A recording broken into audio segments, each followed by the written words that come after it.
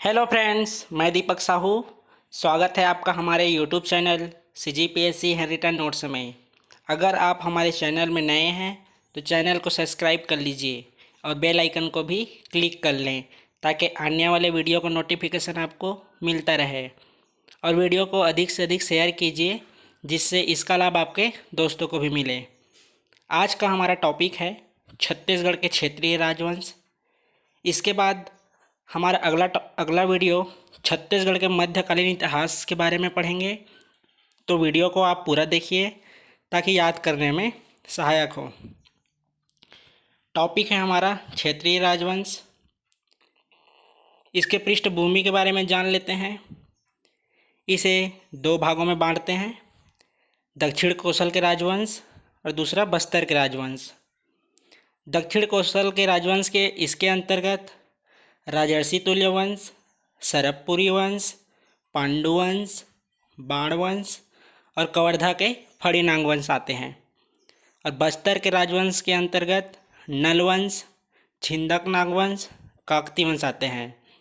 नल वंश इसके बारे में पिछले वीडियो में देख चुके हैं।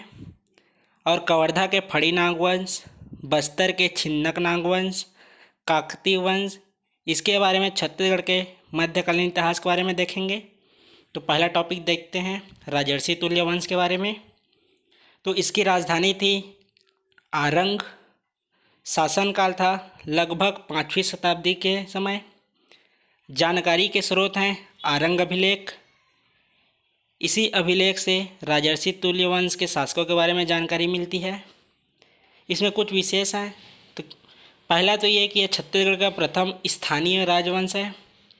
दूसरा, इस वंश के शासक गुप्त अधिसत्ता स्वीकार करते थे। अब इसके प्रमुख शासकों के बारे में देखते हैं। तो इसका ट्रिक है शुद्ध विभि दभी। क्या है? शुद्ध विभि दभी। सु से सुरा, द से दैत्य प्रथम, वि से विभीषण, भी से भीमसेन प्रथम, द से दैत्य द्वितीय, भी से भीमसेन द्वितीय।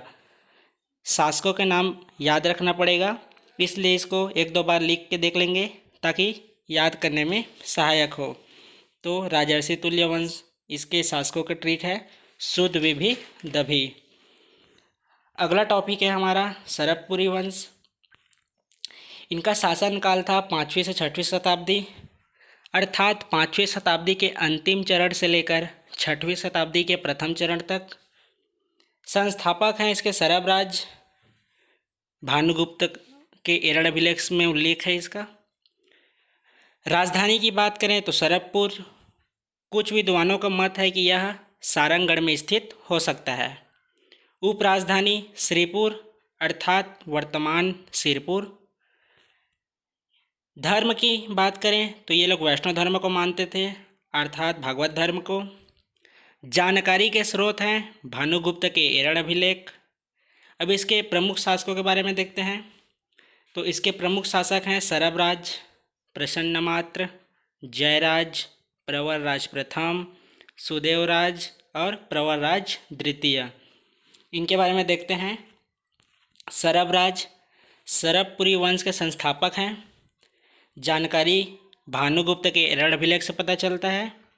इसी एरड़ अभिलेख में सती प्रथा का भी उल्लेख है। सरबराज यह गुप्तों के अधीन सामंत था और राजधानी सरबपुर से सारंगगढ़ लाया।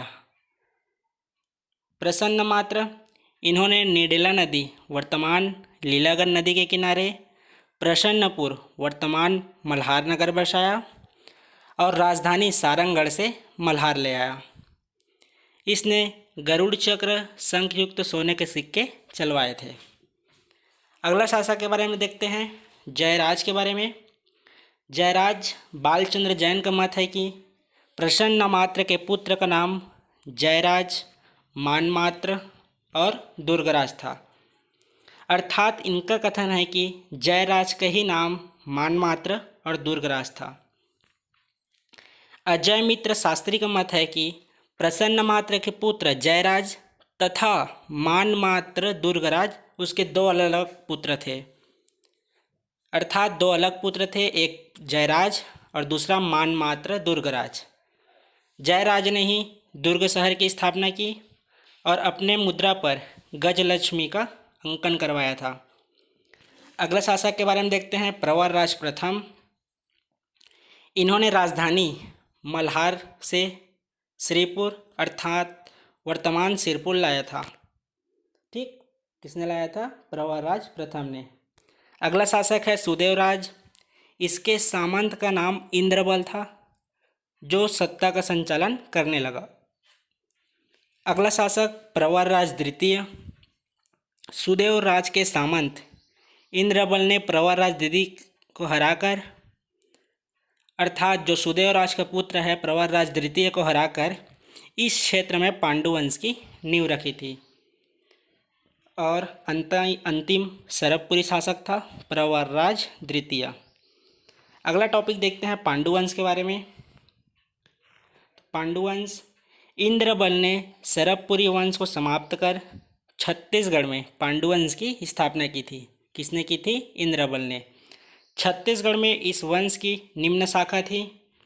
कौन कौन सी शाखा थी देख लेते हैं। ये मैकल का सोमवंश, उड़ीसा का सोमवंश, सिरपुर का पांडुवंश और कांकेर का सोमवंश। उड़ीसा के सोमवंश के बारे में देख लेते हैं। तो इनके संस्थापक हैं शिवगुप्त।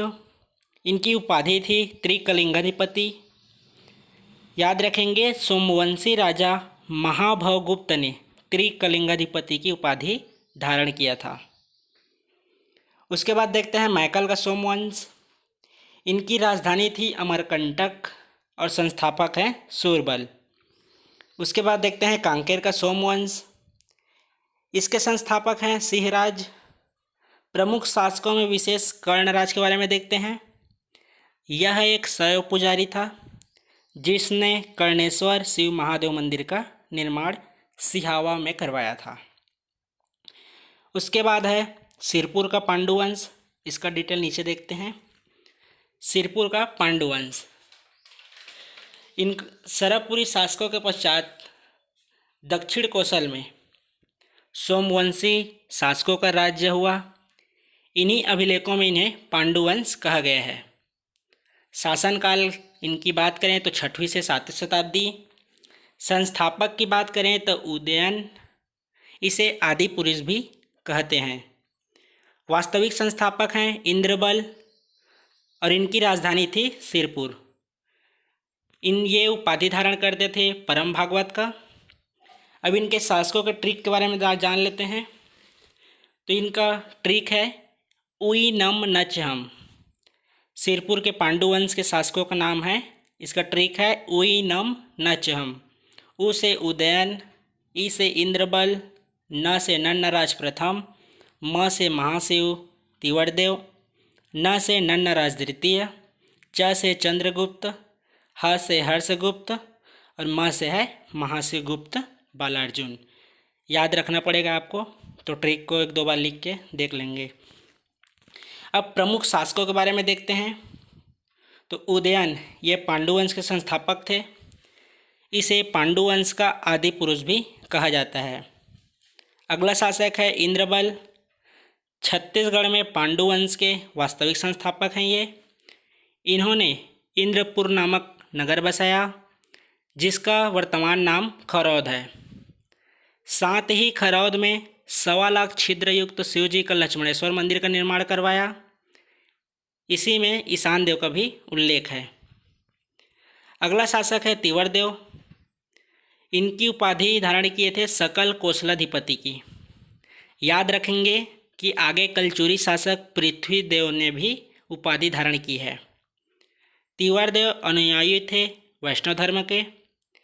इसके शासनकाल को पांडुवंश का उत्कर्ष काल कहा जाता है, इसको भी याद रखेंगे। अगला शासक है नन्नराज द्वितीय। इनकी उपाधि थी कौशल मंडलाधिपति की। फिर अगला शासक है हर्षगुप्त। इनका विवाह मगध के मौखरी वंश के राजा सूर्यवर्मा की पुत्री रानी वसाटा से हुई थी। हर्षगुप्त की आकस्मिक मृत्यु के पश्चात 7वीं शताब्दी में रानी वसाटा ने महाशिवगुप्त बालार्जुन के काल में एक प्रसिद्ध लक्ष्मण मंदिर का निर्माण करवाया था। कब करवाया था? जब हर्षगुप्त की मृत्यु हो गई थी उनकी यादों में बनवाया था। यह जो लक्ष्मण मंदिर था यह लाल ईंटों से निर्मित गुप्तकालीन का श्रेष्ठ उदाहरण है। और जो लक्ष्मण मंदिर है वो विष्णु भगवान का मंदिर है। इसकी स्थापत्य में देखते हैं, यहाँ विशेष ध्यान रखेंगे, यहाँ हमेशा डाउट होता है, एग्ज़ाम हॉल में इसमें से क्वेश्चन आता ही है। तो स्थापत्य लक्ष्मण मंदिर और लक्ष्मणेश्वर मंदिर।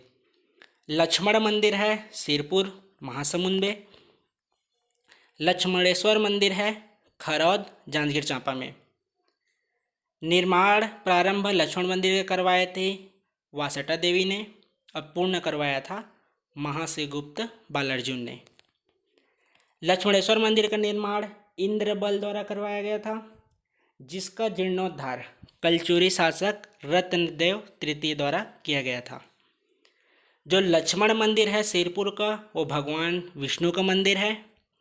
लक्ष्मणेश्वर मंदिर जो खरौद में है वो भगवान शिव का मंदिर है। अब देखते हैं कि इसमें विशेष क्या है। तो लक्ष्मण मंदिर यह पूर्णतः लाल ईंटों से बना है और लक्ष्मणेश्वर मंदिर यह 1.25 लाख छिद्र युक्त भगवान शिव का मंदिर है। अगला शासक के बारे में देखते हैं। शासक है महाशिवगुप्त बालार्जुन। इनका शासनकाल है 595 से 655 ईस्वी। इसकी उपाधि के बारे में देखते हैं तो इन्होंने स्वधर्म को अपनाते हुए परम महेश्वर की उपाधि धारण की थी। इनके शासनकाल को छत्तीसगढ़ के इतिहास का स्वर्णकाल कहते हैं, इसको भी याद रखेंगे। पांडुवंशी शासकों में सर्वाधिक समय तक शासनकाल महाशिवगुप्त का रहा है, अर्थात 595 से 655 ईस्वी। इनके शासनकाल में प्रसिद्ध चीनी यात्री ह्वेनसांग ने 639 ईस्वी में सिरपुर एवं मल्हार की यात्रा की थी। और इसी यात्रा के दौरान ह्वेनसांग ने जब छत्तीसगढ़ आए थे तो अपनी पुस्तक सियुकी में छत्तीसगढ़ को किया सलो के नाम से वर्णित किया है। क्या नाम से? किया सलो। महाशिवगुप्त इनके समकालीन शासक की बात करें तो हर्षवर्धन व पुलकेशिन द्वितीय थे। जो वासटा देवी द्वारा निर्मित लक्ष्मण मंदिर था उसको महाशिवगुप्त बालार्जुन ने पूर्ण कराया था। इनके 27 ताम्रपत्र सिरपुर से प्राप्त हुए हैं, जिसका सर्वप्रथम अध्ययन डॉक्टर विष्णु सिंह ठाकुर व डॉक्टर रमेंद्रनाथ ने किया था। इनका शासनकाल धार्मिक सहिष्णुता से श्रेष्ठ था। इनके शासन के दौरान शैव, वैष्णव, बौद्ध तथा जैन धर्म का समान रूप से संरक्षण तथा विकास हुआ था। ऐहोल प्रशस्ति के अनुसार महाशिवगुप्त ने अंतिम समय में पुलकेशिन द्वितीय की अधीनता स्वीकार की थी। ये मोस्ट इम्पॉर्टेंट शासक महाशिवगुप्त बालार्जुन हैं। इसके बारे में प्री और मेंस दोनों में आता ही है क्वेश्चन, तो इसको विशेष रूप से ध्यान देंगे। अगला टॉपिक है हमारा बाणवंश। इसके संस्थापक की बात करें तो महामंडलेश्वर है, मल्लदेव हैं। इनका शासन क्षेत्र था पाली और इनकी राजधानी भी थी पाली। प्रमुख शासकों में देखते हैं विक्रमादित्य के बारे में। इसने 9वीं सदी में पाली के शिव मंदिर का निर्माण कराया था, जिसका जीर्णोद्धार कलचुरी शासक प्रथम देव ने कराया था। विक्रमादित्य ने ही पाली के प्रशस्त मंदिर का भी निर्माण कराया था। देखेंगे ये विशेष में है। जो त्रिपुरी के कलचुरी शासक शंकरगढ़ द्वितीय ने विक्रमादित्य को पराजित कर इस वंश को समाप्त कर दिया था। किसने समाप्त किया था? कलचुरी शासक शंकरगढ़ द्वितीय ने। बीच में एक टॉपिक छूट गया था, उसको भी इसी वीडियो में देख लेते हैं। फिर कल से छत्तीसगढ़ के मध्यकालीन इतिहास शुरू करेंगे। टॉपिक है पर्वत द्वारक वंश। शासन क्षेत्र है देवभोग गरियाबंद। शासक का ट्रिक याद रखेंगे, वो है सोतु, पर्वत में सोतु। तो सो से है सोमन्नराज और तु से है तुष्टिकर। ये शासक नाम याद रखेंगे। ये उपासक थे स्तंभेश्वरी देवी के। ये रहा पर्वत द्वारक वंश। इस तरह से छत्तीसगढ़ का प्राचीन इतिहास आज समाप्त होता है।